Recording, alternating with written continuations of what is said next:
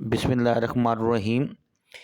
Dear student, मैं हूं professor Abdurrahman और आज हमारा जो है लेक्चर है एडवर्ब फ्रेजेस।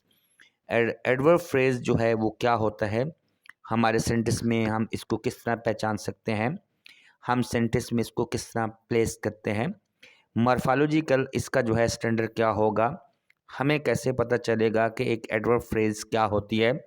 इसके बारे में अब इस लेक्चर के अंदर जो है हम डिफरेंट एग्जांपल के ज़रिए और डेफिनेशन के ज़रिए हम आपको समझाने की कोशिश करेंगे कि what is an adverb phrase. Let's start with our lecture. The first one slide in front of you. An adverb phrase or an adverbial phrase is a group of words that include an adverb and other modifier।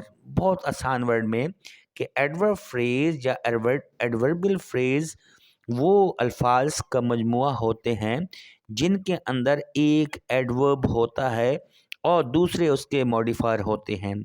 अब आपको जैसा कि पता है कि adverb जो होता है यानी वो एडवर्ब यानी we are adding something to our verb, जो वर्ब को जो है बताता है, मॉडिफाई करता है। It perform all the function of an adverb, यानी सेंटेंस के स्ट्रक्चर के अंदर इसके जितने भी फंक्शंस होते हैं वो एडवर्ब की तरह परफॉर्म करता है, जैसे एडवर्ब करता है। It can be placed in any part of the sentence, ये सेंटेंस के किसी भी हिस्से में लग सकता है। यानी मॉर्फोलॉजिकली अगर हम देखें तो ये सेंटेंस में सब्जेक्ट से पहले भी आ सकता है, ऑब्जेक्ट के बाद भी आ सकता है, किसी भी जगह पे ये एडजस्ट हो सकता है।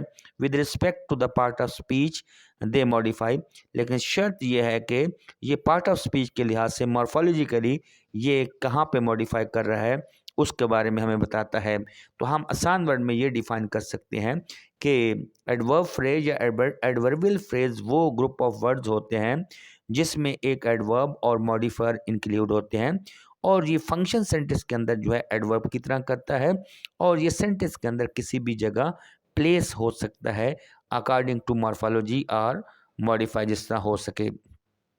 Let's start with the examples हम आपको करेंगे। We are planning to finish our group project.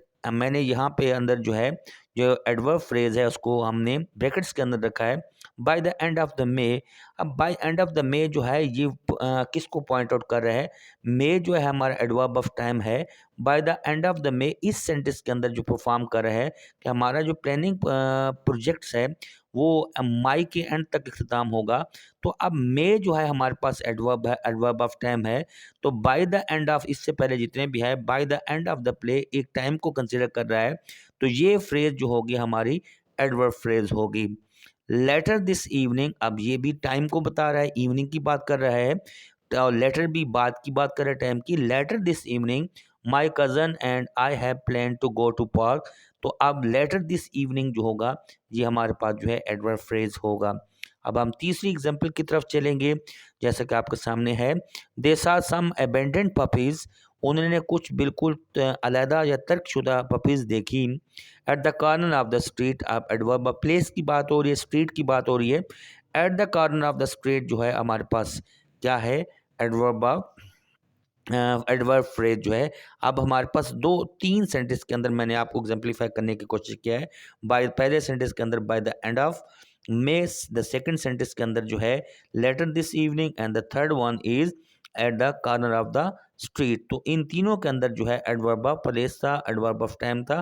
तो हमने ये देखे कि ये सेंटेंस, ऐसे सेंटेंस जितने भी होते हैं उनके अंदर जब हम ढूंढते हैं तो एडवर्ब हमारे मिलते एडवर्ब फ्रेज मिलती है।